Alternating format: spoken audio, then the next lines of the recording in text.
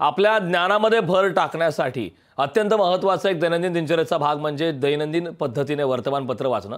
मात्र आजच्या धावपळीच्या जीवनामध्ये बऱ्याच वेळी वर्तमानपत्र वाचण्याचं राहून जातं।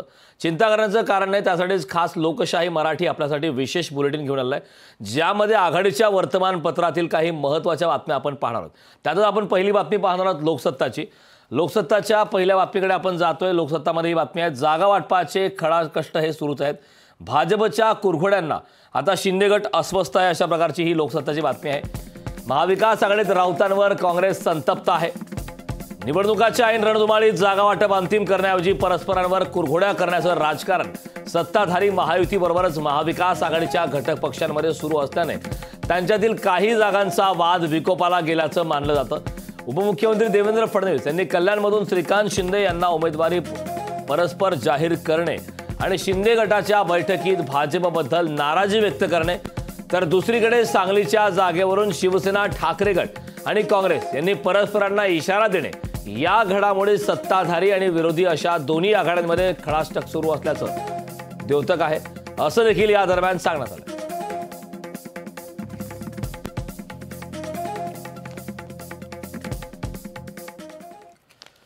यानंतर बातमी आहे महाराष्ट्र टाइम्समधली अत्यंत महत्त्वाची। तर कल्याणमधून शिंदे आणि नागपूरमधून देवेंद्र फडणवीसांची घोषणा, आता लक्ष ठाण्याकडे, अशा प्रकारची ही बातमी आहे महाराष्ट्र टाइम्स या आघाडीच्या वर्तमानपत्रामध्ये। ठळक बातमी आली आहे, कल्याण आणि ठाणे या दोन्ही मतदारसंघावरून महायुतीत चांगलीच रस्सीखेच चालली होती। भाजपचा एक गट कल्याणमधून श्रीकांत शिंदे यांना उमेदवारी देऊ नये अशी मागणी करत असतानाच नागपुरात उपमुख्यमंत्री देवेंद्र फडणवीस यांनी शनिवारी कल्याणची उमेदवारी डॉक्टर श्रीकांत शिंदे यांना दिली जाणार असल्याची माहिती दिली।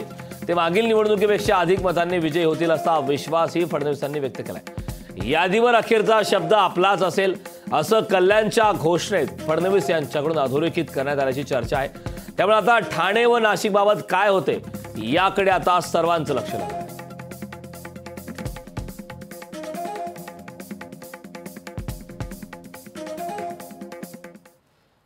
पुढील बातमी आहे सामनामधून। धरणात 28% पाणी साठा शिल्लक आहे, मुंबईत 15% पाणी कपात, अशा प्रकारचा प्रश्नार्थी प्रश्न आहे। दरवर्षी ऑक्टोबरपर्यंत बरसणाऱ्या पावसाने गतवर्षी सप्टेंबरमध्येच एक्झिट घेतल्याने आणि प्रचंड वाढलेल्या उष्णतेमुळे मुंबईला पाणी पुरवठा करणाऱ्या 7ही तलावांची पाणी पातळी झपाट्याने खाली येत असून केवळ 28% पाणी शिल्लक राहिल्यामुळे मुंबईवरील पाणी कपातीचं संकट गडद होत आहे।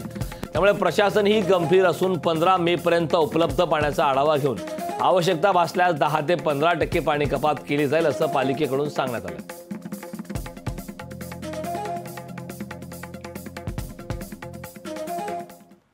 पुढे वळूया टाइम्स ऑफ इंडियाची महत्त्वाची बातमी। पश्चिम बंगालच्या मेदिनीपूरमध्ये एनआयएच्या पथकावर जमावाने हल्ला केलाय। पश्चिम बंगालच्या पूर्व मेदिनीपूर जिल्ह्यात शनिवारी झालेल्या दगडफेकीत एनआयएचा एक अधिकारी जखमी झालाय आणि एजन्सीच्या वाहनाचं नुकसान झालंय। 2022 मध्ये भुप्तीनगर गावात 3 जणांचा बळी घेणाऱ्या बॉम्बस्फोटामागील 2 कथित सहकाऱ्यांना अटक करण्यात एनआयएच्या टीमला अडथळा आणण्याचा जमावाने प्रयत्न केला। दरम्यान हल्ल्याला न जुमानता एनआयएने बलाईचरण मैती आणि मनोब्रता जना या दोघांना अटक करण्यात यश मिळालं।